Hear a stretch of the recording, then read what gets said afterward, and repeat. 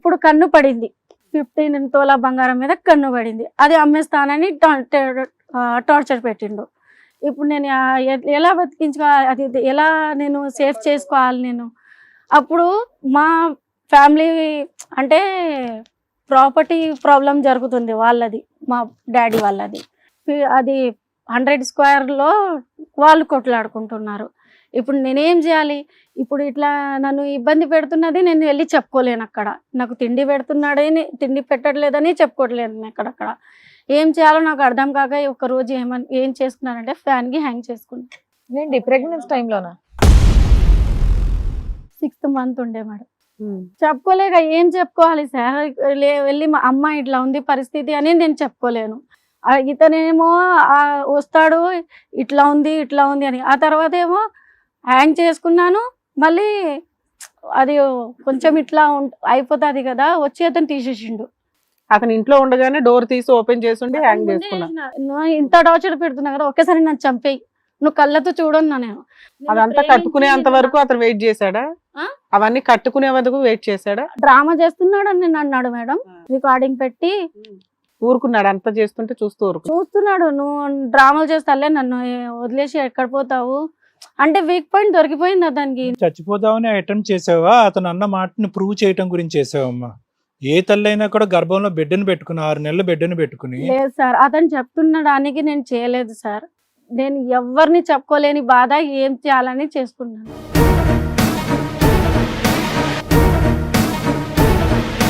మీ అమ్మ నాన్న కష్టపడి మిమ్మల్ని పెంచింది చదివిపించింది అంతా పోయిందా?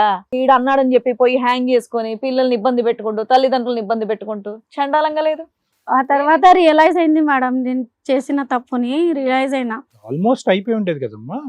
హాస్పిటల్కి తీసుకెళ్ళిండు, చెకప్ అన్ని చేస్తే అన్ని నార్మల్గానే ఉంది, ఏం లేదు ప్రాబ్లం అని చెప్తే, నెక్స్ట్ డే ఏం చేసినానంటే అక్కడ గొడవలు పెడుతున్నారు కదా, నేను అక్కడ ఏం చెప్పలేదు మేడం బంగారం గురించి. వాళ్ళు చీటీలు వేసుకున్నారు మా డాడీ వాళ్ళు, అది రావడానికి టైం ఉండే. నేను ఇక్కడ సేఫ్ చేసుకోవాలి కదా, ఫస్ట్ ఇతను చెప్పిన వాళ్ళకి అవసరం ఉంది, వాళ్ళకి ఇచ్చేద్దాము, ఇక్కడ కన్విన్స్ చేసుకున్నాను నేను. ఎందుకంటే నాకు 9 months వరకు నేను వెయిట్ చేయాలి. ఇప్పుడు 3 monthsలో వాళ్ళు ఇస్తారంటే 3 months అవ్వదు కదా మేడం, అటు ఇటు అవుతాయి.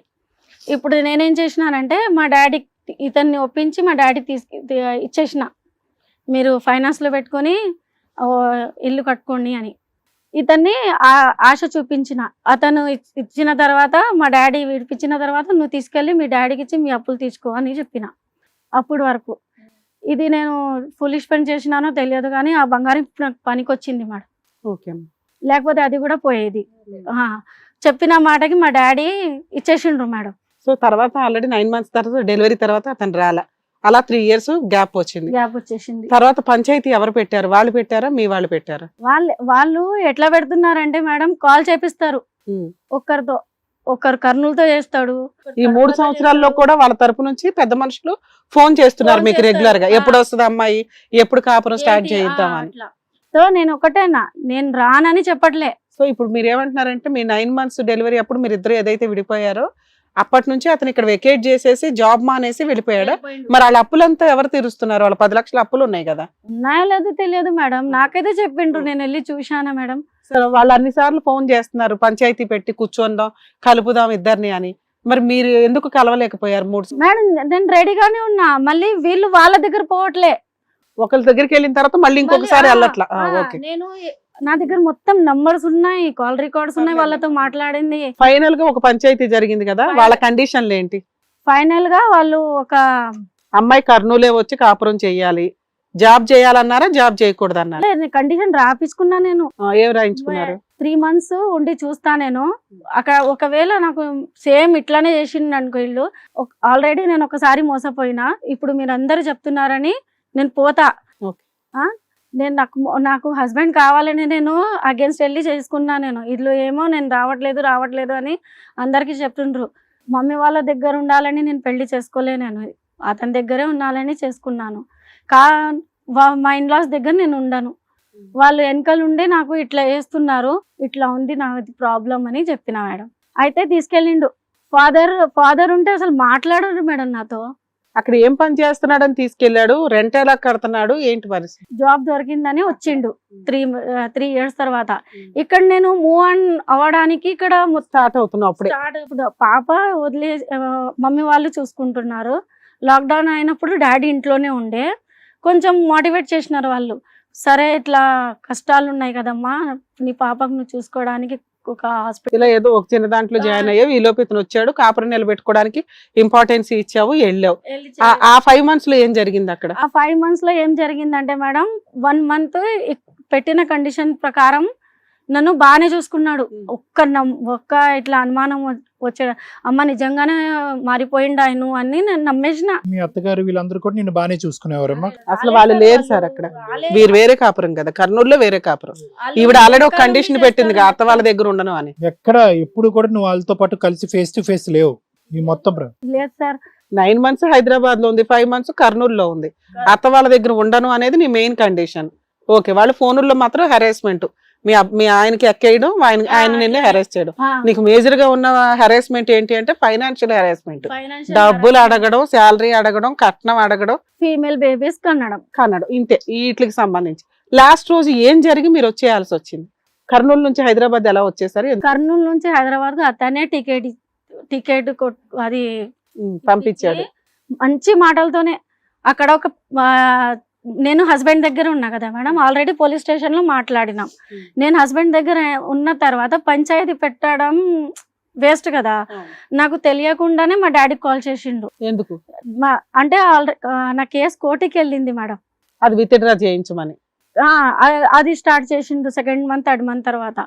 ఇప్పుడు 14 weeks వచ్చిన తర్వాత 14 weeks అప్పుడు వెళ్ళి చెకప్ చేయించి, నాకు అది అబౌట్ కాదు, నేను పెట్టుకోవాలి. నేను అక్కడ కార్డు ఉంటది కదా మేడం, అది గవర్నమెంట్ అయినా ప్రైవేట్ అయినా కార్డు తీపించుకోవాలి. అటు కాకుండా ఇటు కాకుండా 6 months అక్కడే పెట్టుకున్నాడు. నాకు ఏం లేదు మేడం, అసలు టీటీ ఉంటది కదా మేడం, 6 months కి ఇచ్చిండు. ఓకే, లాస్ట్ రోజు ఏం జరిగి మీరు వచ్చేసారు? గొడవలు లేదు, ఏం లేదు. ఇంటికి వెళ్ళి డెలివరీకి వెళ్ళని పంపించి డెలివరీ కాదు, డెలివరీ అతనే అది పంచాయతీలో చెప్పుకున్నాడు. ఫస్ట్ అయితే పంచాయతీలో ఏం చెప్పిండు, మీరు హైదరాబాద్ ఎప్పుడు వచ్చారు? 6 months లో వచ్చేసిన మేడం. వచ్చేసిన తర్వాత డెలివరీ ఇక్కడే అయిందా? డెలివరీ ఇక్కడ కాదు, ఆంధ్రాలో అయింది. మా మామ తీసుకెళ్ళిండు, ఎందుకంటే మా ఇంకో చెల్లి ప్రెగ్నెంట్ ఉండే మా ఇంట్లో. ఓకే, మిమ్మల్ని మీ ఆయన మీ ఊరు ఎందుకు పంపించేశారు? నిన్ను మా ఊరికి టికెట్ కొని పంపించాడు. 2 రోజులు పోయి 2 రోజులకి వెళ్ళిరా అని పంపించాడు. తర్వాత మళ్ళీ మీరు వెనక్కి 2 రోజుల తర్వాత ఎందుకు వెళ్ళలేదు? ఫోన్ స్విచ్ ఆఫ్ పెట్టుకున్నాడు. ఫోన్ స్విచ్ ఆఫ్ పెట్టుకున్నాడు, వెకేట్ చేసేసినట్టు. నీకు సీన్ అర్థమైపోయింది, వీడు మళ్ళీ వదిలేసాడు రా బాబు. ఓకే, ఆ తర్వాత మళ్ళీ ఏమైనా పంచాయతీలు జరిగినాయా? ఆ తర్వాత పంచాయతీలు ఏమి జరగలేదు. 3 Town పోలీస్ స్టేషన్ నేనే వెళ్ళిన. మళ్ళీ కంప్లైంట్, డైవర్స్ నోటీస్ పంపిండు నాకు. ఎప్పుడు? సెప్టెంబర్ లో నాకు డెలివరీ డేట్ ఉంది కదా మేడం. 2022 లోనా 23 లోనా? 22 లోనే పంపిండు. ఓకే, ఆగస్ట్ లో పంపిండు నాకు. ఇక్కడ హైదరాబాద్ కి వచ్చి ప్రైవేట్ లాయర్ ద్వారానా కాజీ ద్వారానా? అది 2 ఉన్నాయి మేడం. ఒకసారి పేపర్స్ ఇవ్వండి.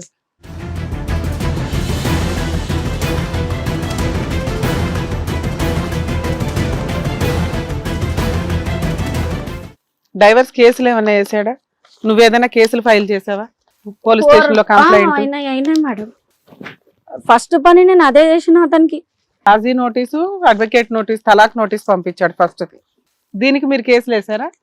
3 Town కి వెళ్ళిన. యాక్చువల్ గా టైం ఉంది కదా మేడం, డెలివరీ టైము.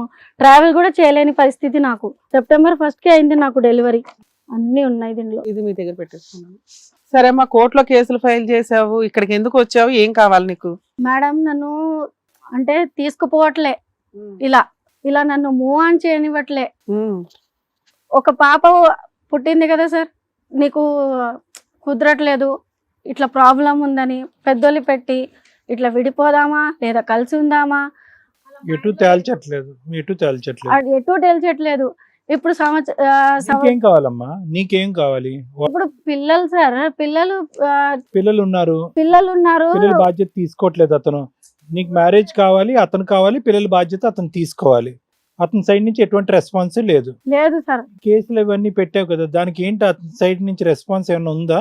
ఏం లేదు సార్. నేనే పోయి కోర్టుకి ఒక 1 year అటెండ్ అయినా. నేను అతను రాలేదా? రాలేదు సార్ అతను మధ్యలో. మీరు పోలీస్ స్టేషన్ కేసు ఒకటే వేసారా ఇంకేమన్నా వేసారా అడ్వకేట్ ని పెట్టుకొని? లేదు మేడం. మెయింటెనెన్స్ కేసు వేసావా? ఏం వేయలేదు మేడం. ఎందుకని?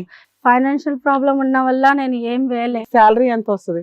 జాబ్ ఎక్కడ చేస్తున్నా? ఇప్పుడు జాబ్ చేస్తున్నా అన్నావు కదమ్మా. మేడం 2 years పాప ఉంది, ఇంట్లోనే ఉన్నా నేను. ఇంక అసలు మీరు ఇంతవరకు మళ్ళీ జాబ్ జాయిన్ అవ్వాల. అప్పట్లో ఫస్ట్ లో మీకు ఎంత వచ్చేదమ్మా శాలరీ? 6,000 8,000 అట్లా వచ్చేది. స్టూడెంట్ ఫ్రెషర్ కదా మేడం నేను. మీ ఆయనకి ఎంత వచ్చేదమ్మా? అతనికి 21 ఉండే. ఓకే. సో ఇప్పుడు మీ ఆయనకి మిమ్మల్ని కలపమని వచ్చారా ఇక్కడికి? అవును మేడం. మెయింటెనెన్స్ కావాలని వచ్చారా? పిల్లలకి తండ్రి కావాలి కదా మేడం. ఇప్పుడు అతనికి బ్రెయిన్ వాష్ చేసి మాకు ఇట్లా వేస్తున్నారు కదా. బ్రెయిన్ వాష్ నీకు చేయాల్సి వస్తే చేయించుకుంటావా? అర్థమవుతుందా నీకు? సార్ నాకు మాట్లాడుతూ ఏం కావాలి నాకు? ప్రైమరీ నీడ్స్ ఏంటమ్మా? What is the purpose? Husband తో కలిసి ఉంచండి అనేది. పని చేస్తున్నాను అన్నావు, ఇప్పుడు ఏమొచ్చి చేయట్లేదు అని అంటున్నావు. ఇప్పుడు దాకా చేస్తున్నానని చెప్పింది నాకు. చేస్తున్నాను, ఇప్పుడు సెకండ్ టైం జాయిన్ అయ్యానని ఏదో చెప్పింది కదా. ఇప్పుడు వర్కింగ్ అని చెప్పారు కదండి. నువ్వు ఏదో ఒక మాట మీద ఉండాలి.